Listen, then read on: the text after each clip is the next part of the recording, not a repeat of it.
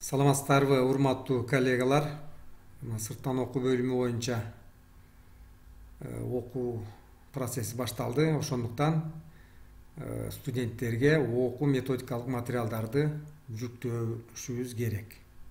Ошол УМКларды жүктөөнүн тартиби менен таанышуу иретинде, кайталоо иретинде төмөнкү ролик, видео инструкция сиздерге жөнөтүлүп атат. Анда ушул кантип жүктөйбүз, каерден, ошонун тартиптери менен таанышып чыгалы. Студенттерге кантип көрүнөт, ошол маселелерди карап чыгалы. Порталыбызга киребиз, ал үчүн өзүбүздүн жеке кабинетке логин паролубузду жазабыз.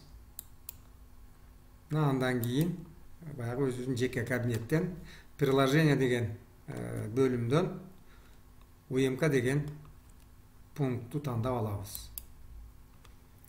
Эми мына пайда болгон бардык пункттарды биз толтуруп чыгышыбыз керек. Эң биринчи окуу жылын тандайбыз,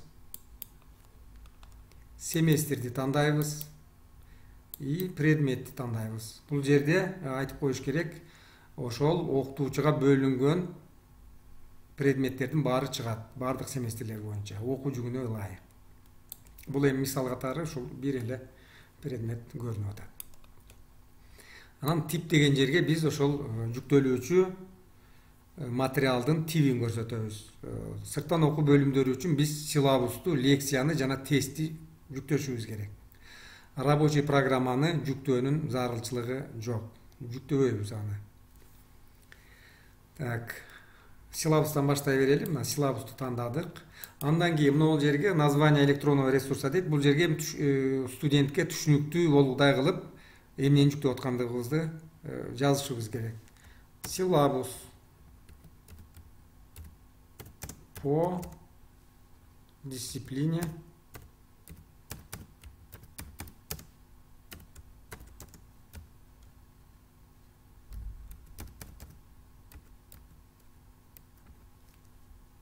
для студентов ФК деп коелу.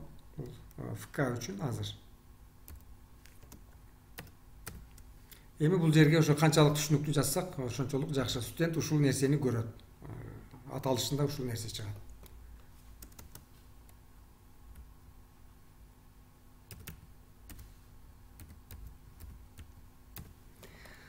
Авторго ошол окутуучу өзүнүн аты жөнүн жазат.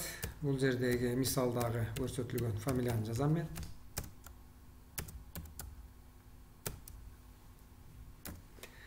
Андан кийин страницасын жазабыз. Ал канча страница? 8-10 жаздык.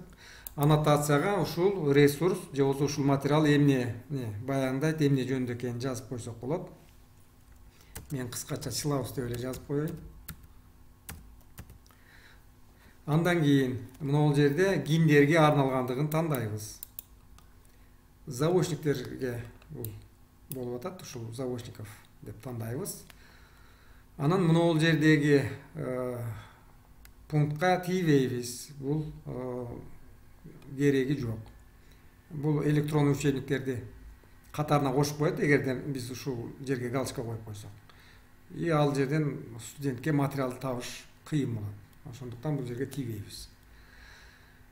Могул жерден материалды жүктөш үчүн ошол биз эмнени жүктөп алсак, ошол материалды таап жүктөш үчүн могул скрепкини басабыз. Кайсы жерде файлыбыз биздин ошол силабусубуз сакталган болсо, ошол папкага кирип, анан ошол файлды тандайбыз. Мынакей мен ушул тандаган файл уже жүктөөгө даяр болду. Добавить деген кнопканы басуу менен биз порталга жүктөп болдук, ушул силабусту жүктөдүк. Бул силабус азыр студентке жеткирилди. Студенттин жеке кабинетинен студент көрө алат. Эми лекцияны деле мына ушул сыяктуу жүктөйбүз. Кайрадан эле келип туруп типти гана өзгөртөбүз. Лекция. Андан кийин лекцияны биринчи ушул лекция деген сөздү жазып койгон жакшы болот деп ойлоп атам. Студент бул материал эмне экенин билиш керек. Лекция 1 деп туруп, темасын жазып коюшубуз керек. Тема. Андан кийин авторду дагы жазабыз.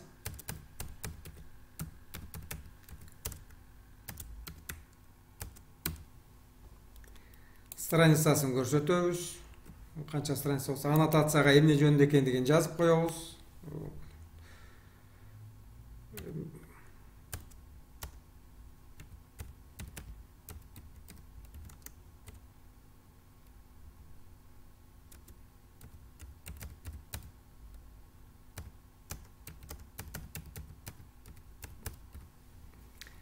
Андан кийин дагы эле ошол заочниктерге болсо заочниктерди тандайбыз. И могул белгини, скрепкинин белгисин басуу менен биз ошол лекциябызды тандайбыз. Кайсы лекцияны жүктөп атсак. Добавить кнопкасын бастык. Мына лекция жүктөлдү. Карасаңыздар, бул лекция дегенде гана чыгып атат. Лекция тарабында. Силабусту тандасак, мынакей. Силабус деген типтен эмнени жүктөгөндүгүбүздү көрөбүз. Муну да карап, баягы кайсы жерден көрөбүз деген суроого ушул жооп. Эми тестти жүктөйлү. Тест по дисциплине.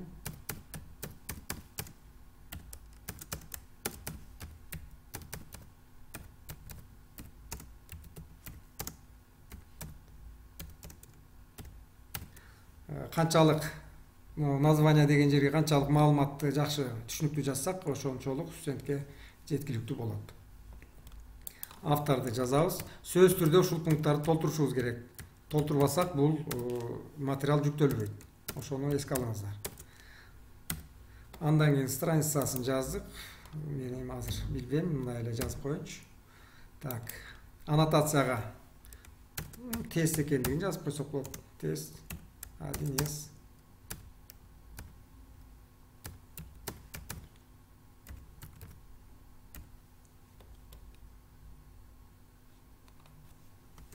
Для подготовки.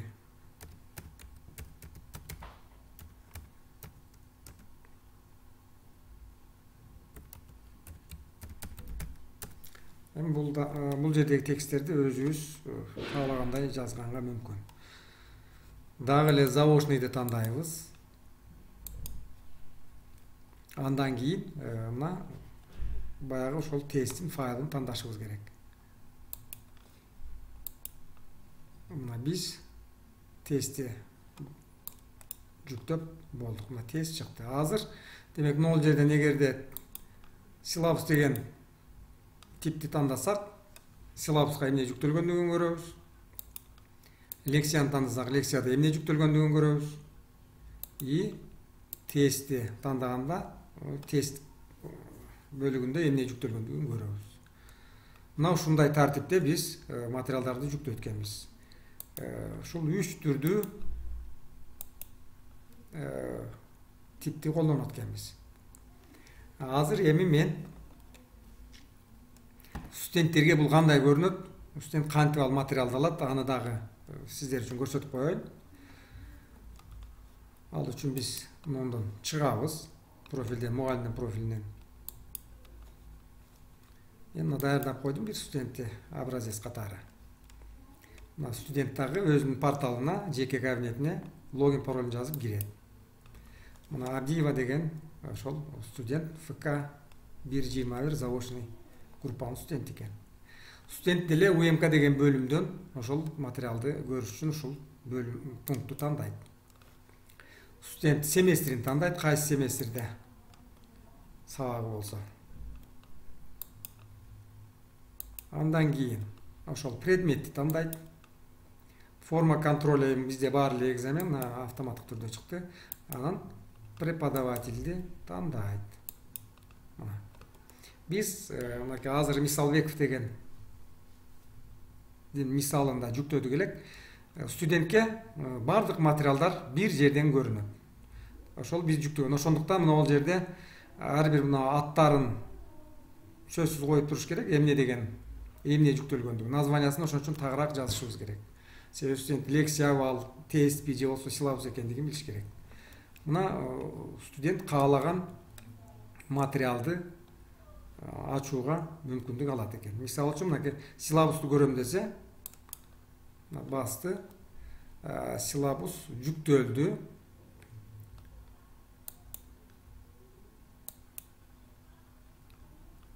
мына могул жерде силабус менен таанышса болот экен. Ошондой эле мисалы үчүн лекцияны көргүсү келсе, көрүп бул ошол студенттин компьютерине же болбосо телефонуна бул көчүрүлөт мынакей басканыбызда. Открыть командасы менен биз аны да ача алабыз мынакей. Ушундай тартипте биз лекцияны жүктөгөнгө, тесттерди жүктөгөнгө мүмкүн экен. Анан бул жерде дагы бир нерсе сиздерге мындай кеңеш катарында, лекцияларды жазганда өзү A4 форматта эмес, A5 форматындагы баракка жазсак, баягы айрыкча смартфон андроидтерден көргөндө ошол студенттерге удобный болот экен. Шифрди чоңураак тандап, анан кийин ошол баракты A5 форматындагы баракка жазганыбыз ыңгайлуу болот экен. PDF форматында кылып койсок лекцияны, PDF форматы кеңири таралган, лекцияны ошондой форматта жөнөтсөк дагы, тесттерибизди жөнөтсөк ошондо ыңгайлуу болот деп ойлойм. Мына ушундай тартипте УМКларды жүктөп студенттерге жөнөтсөк болот. Саламатта калыңыздар.